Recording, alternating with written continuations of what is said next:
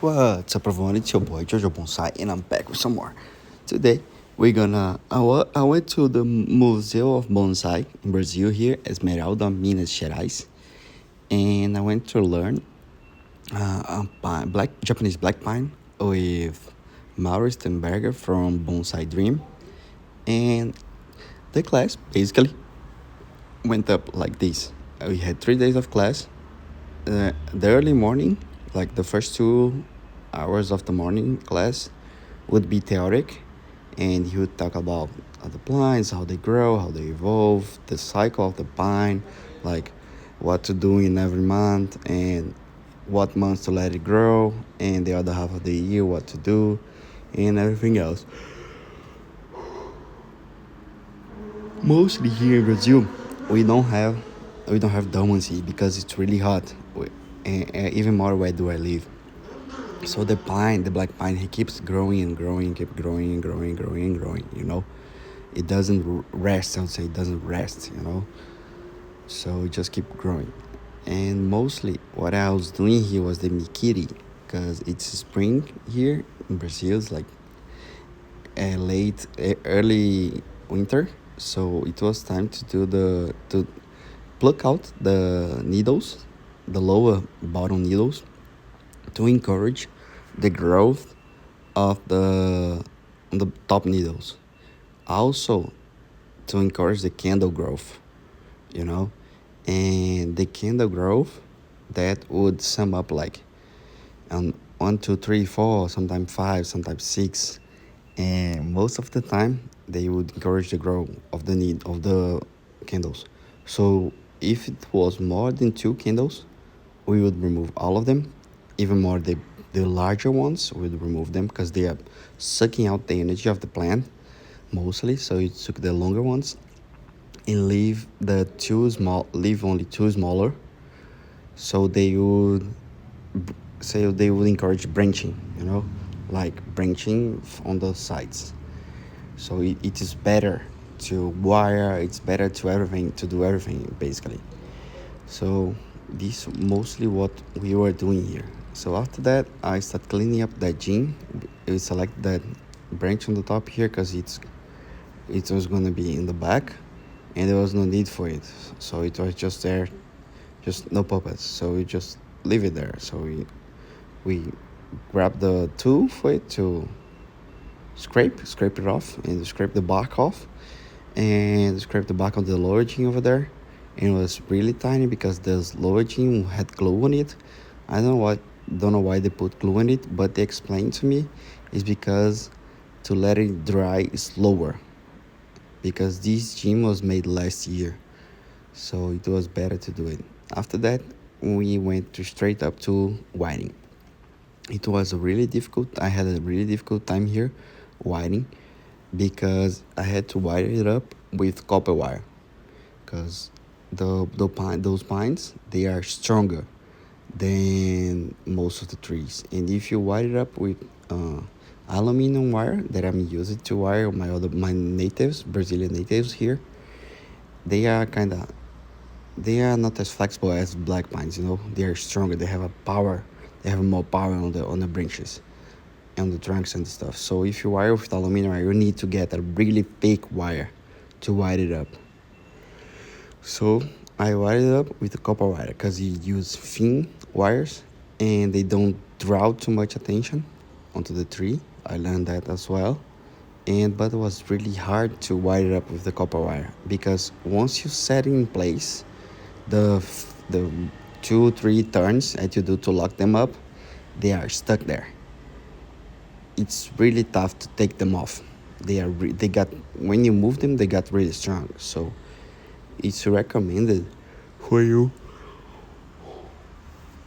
What happened with me basically? I was wiring up the usual way that I wire, but didn't thinking much on how to wire it up, and I had to remove the couple of the main wires on the branch itself, on the trunk and the lower part of the trunk to the branch itself, because I wired it wrongly.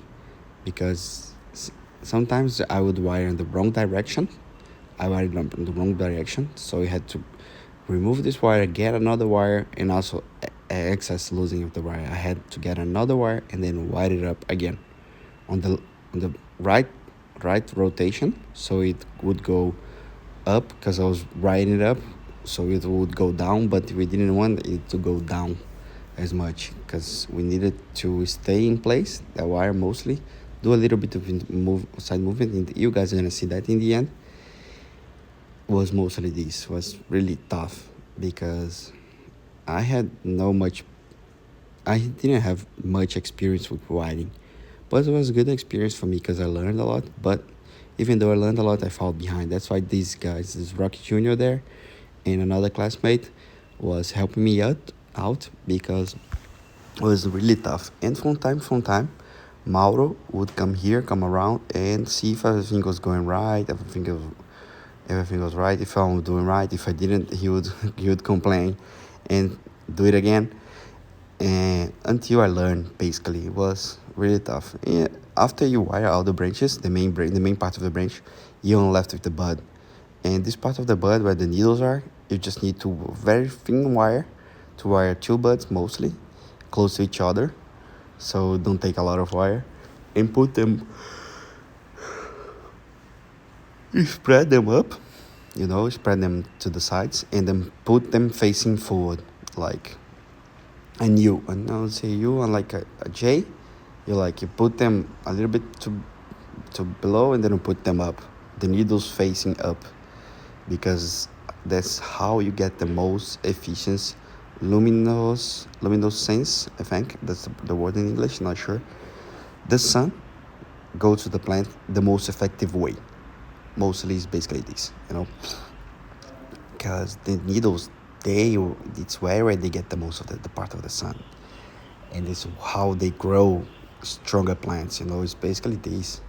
So you have to do this. I know it's sometimes a little bit annoying, sometimes a little bit challenging, and you need to do a lot of wiring, but it's okay. After that, Mauro came here. He said, "Oh, this second patamar. I don't know the name of this in English. Like the second part of the plant, because you do this in part, like the lower, because this is a half king guy.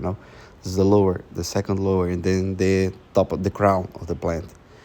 So in the middle there, we needed to put a little bit below, so you wire two branches together so they would stick closer to each other. And doing that, we would get like a staircase effect, stars effect. Like that's how you style a juniper, a half king guy juniper. And look at that. You see, it's a little bit inclined. You see, but we still need to do finalizations, because that's when Mauro comes in. The maestro comes in. He started up by plugging needles here and there, and looking what it needed to be done, telling me about talking about this, and you should do this because you need to open them up and spread them up and put them facing upwards.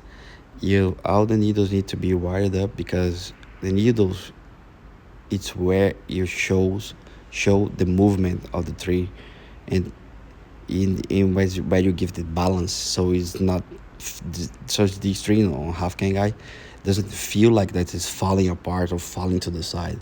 you know you just and you show the branching of the tree and the stuff, and the green part of the first section, the second section, the third section, the crown, and you show up the empty spaces, and that's where you get all around stuff. This is really good. He was showing really nice. He was explaining very well. Took me a little bit of time. I fall a little bit behind, but we went on, really on, because I look at the tree, how high I got it, and now how it is. It's the needles are really shorter. The crown is the energy of the plant is facing downwards. Look at that. It's amazing, man. This is a huge transformation, because we are focusing the energy on the lower part of the trend. That's where we want it to grow. And that was Jojo Bonsai, guys. I hope you guys enjoyed. Thank you guys very much for watching. See you guys next one. Bye bye.